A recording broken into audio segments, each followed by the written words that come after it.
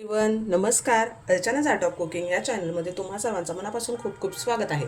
तर आज अंड्यापासून सुंदर अशी रेसिपी बनवणार आहोत. म्हणजे अगदी 5 ते 10 मिनिटांमध्ये ही तयार होते. तुम्ही सकाळच्या घाईगडबडीच्या वेळातसुद्धा हे बनवू शकता.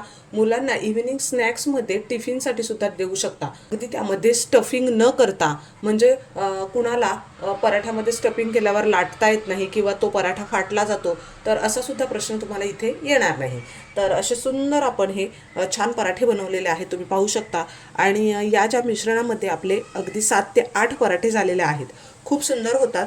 तुम्ही हे एखाद्या चटणीबरोबर किंवा सॉससोबत सुद्धा खाऊ शकता. आणि पाहू शकता तुम्ही किती छान असे हे होतात आणि दिवसभर असेच हे मऊसूत राहतात. तर तुम्ही सुद्धा ही रेसिपी नक्की बनवून पहा. तुम्हाला सुद्धा ही रेसिपी नक्कीच आवडेल. रेसिपी आवडल्यास लाईक आणि शेअर करा. चॅनलवर नवीन असाल तर सबस्क्राईब करायला विसरू नका. 2 अंडी उकडून घेतलेली आहेत. आपण आज अंड्याचा एक छान असा प्रकार बनवणार आहोत. अगदी चवीला छान लागतो आणि झटपट असा होतो. म्हणजे सकाळी नाश्त्यासाठी काही नसेल तर जर अंडे उकडलेले असतील तर तुम्ही छान असा हा नाश्ता बनवू शकता. कसा बनवायचा चला पाहू. तर इथे मी 1 वाटी गव्हाचं पीठ घेतलेलं आहे. आपण खूप सारा भांड्यांचा पसारासुद्धा करणार नाही आहेत आणि यामध्येच सर्व मसाले सामान घालून घेणार आहेत. यामध्येच आता मी चवीनुसार मीठ घालून घेते. 1 चमचा गरम मसाला, अर्धा चमचा हळद, 1 चमचा लाल तिखट, थोडंसं ओवा घातलेला आहे. तुम्ही इथे जिरा किंवा ओवा तुमच्या आवडीनं घालू शकता, पण ओव्याने छान याला चव येते. 1 चमचा आलं, लसूण आणि 1 हिरवी मिरची ह्याचं दरदरीत वाटून घेतलेलं आहे आणि ते घातले. आता यामध्ये मी अगदी बारीक चिरलेला कांदा घातलेला आहे. 1 कांदा आहे आणि भरपूर सारी कोथिंबीर घातलेली.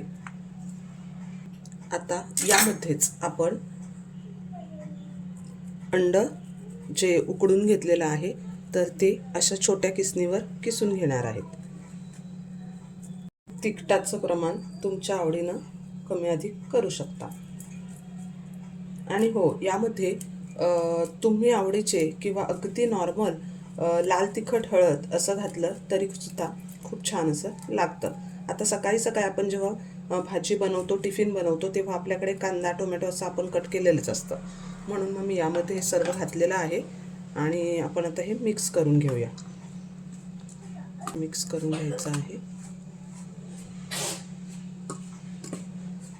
अगदी चीज वगैरे घालतो त्याप्रमाणे हे आपले पराठे तयार होतात. मिक्स करून झाल्यावर मी यामध्ये 1 चमचा तेल घातलेलं आहे. मिक्स करून घेते आणि अगदी थोडं थोडं पाणी घालून हे आपल्याला मळून घ्यायचं आहे हलक्या हाताने. खूप जास्त पाणी एकदाच घालू नका.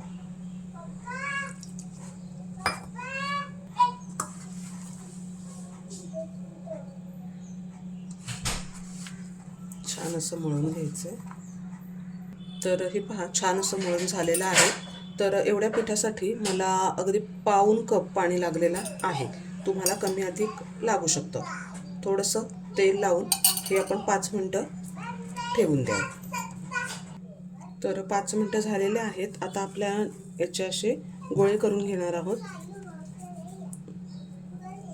तुम्हाला किती मोठा पराठा हवा त्या प्रमाणात अशा प्रकारे करून घेऊया. अगदी छान आणि झटपट असे हे होतात. आणि यामध्ये फिलिंग करून सुद्धा आपण करू शकतो, पण तसं करायला सुद्धा वेळ लागतो. तर हे अगदी झटपट होतात. म्हणजे 5 ते 10 मिनटामध्ये तुमचे हे पराठे रेडी होतात. तर इथे मी हा एक गोळा घेतलेला आहे आणि पिठामध्ये घालून घेतलेला आहे आणि त्याला छान असं लाटून घेऊया.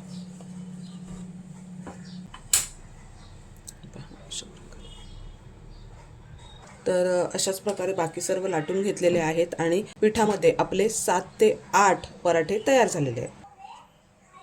तवा ठेवलेला आहे. आता आपण हे भाजून घेऊ.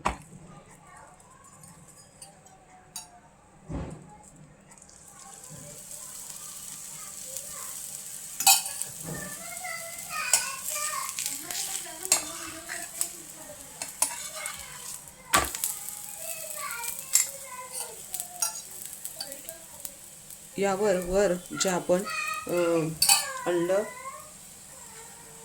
किसून घेतो ना, तर ते अगदी पराठ्यामध्ये चीज असल्यासारखं दिसतं. तर मुलंसुद्धा आवडीनं खातात. म्हणजे आता ज्यांना पराठ्यामध्ये स्टफिंग केलेला पराठा लाटायला जमत नाही, तुटतो किंवा काय होतो, तर असा प्रॉब्लेम येणारच नाही. तर अशा प्रकारे बनवून पहा. अगदी सुंदर असे आपले हे पराठे तयार होतात आणि छान खरपूस असे भाजून घ्यायचे. तर हा पहा, सुंदर असा आपला भाजून झालेला आहे. काढून घेऊ या. हे पहा, किती सुंदर असे आपले हे पराठे तयार झालेले आहेत. अगदी सॉफ्ट आणि छान असे होतात. तर अगदी या पिठामध्ये आपले 7 ते 8 पराठे झालेले आहेत आणि तुम्ही पाहू शकता किती सुंदर असे आपलं हे यावर अगदी चीज असल्यासारखं हे अंड दिसते आणि चवीला सुद्धा खूप छान लागतात. तुम्ही हे सॉस बरोबर किंवा एखाद्या चटणीसोबत सुद्धा खाऊ शकता.